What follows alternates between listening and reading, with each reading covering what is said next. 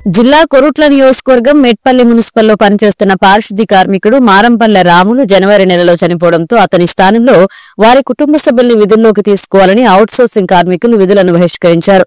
కార్మికుల డిమాండ్లను సానుకూలంగా పరిశీలిస్తామని, కుటుంబ సభ్యుడిని డిఎంఏలను సంప్రదించి విధుల్లో తీసుకుంటామని కమిషనర్ టి మోహన్ కమిషనర్ హామీ ఇవ్వడంతో విధుల్లోకి హాజరైన కార్మికులు చనిపోయిన రాములు భార్య పిల్లలు లేనందున వృద్ధాప్యంలో ఉన్న తల్లి యోగక్షేమాలు దృష్ట్యా రాములు మేనల్లుడికి అవుట్సోర్సింగ్ ఉద్యోగం కల్పించారని డిమాండ్ చేశారు.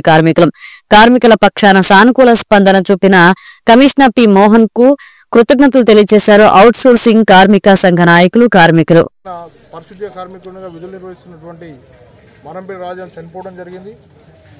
అతనికి భార్య పిల్లలు కానీ ఎలాంటి సంతానం లేదు, ఒక తల్లి మాత్రమే ఉన్నది. ఆ తల్లి కూడా వృద్ధాప్యంలో ఉన్నది.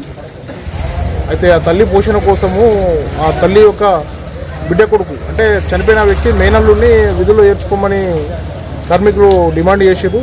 అయితే కమిషనర్ గారు ఏం చెప్పారంటే, నా చేతిలో అధికారం లేదు, నేను డిఎంఏ గారి పర్మిషన్ తీసుకొని అతను నియమించుకుంటా అని చెప్పేసరికి వీళ్ళు కొద్దిగా సమస్యను ఉధృతం చేశారు. ఇప్పుడు స్పష్టంగా కమిషనర్ గారు ఏం చెప్పారంటే, అతన్ని ఇప్పుడు ప్రస్తుతం విధుల్లో చేర్చుకుంటాము, ఆ తర్వాత డిఎంఏ గారి అనుమతి తీసుకొని ఆయనకు వేతనం మీద చెల్లిస్తామని చెప్పారు.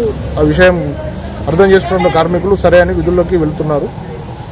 ఇది జరిగిన విషయం కాబట్టి కార్మికులకు న్యాయమైన కోరికలు తీర్చడానికి ఇప్పుడు కూడా కమిషనర్ గారు వెనుకడుగు వేయరు. ఇప్పుడు కూడా కార్మికుల పక్షాన్ని నిలుచుని కార్మికులకు సంబంధించినటువంటి అన్ని విషయాల్ని సమదృష్టితో చూసి వారి సమస్యలు ఎప్పటికప్పుడు పరిష్కారం చేస్తారు.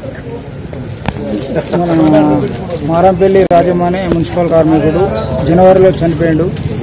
దానికోసమై వారి కుటుంబంలో ఒకరిని పనికి తీసుకోవాలని కార్మిక సంఘం తరఫున కోరగా మా ఆఫీసర్లు మాకు సహకరించి వారి తరఫున వారి మమ్మల్ని పనిలో పెట్టుకుంటామని హామీ ఇచ్చినారు.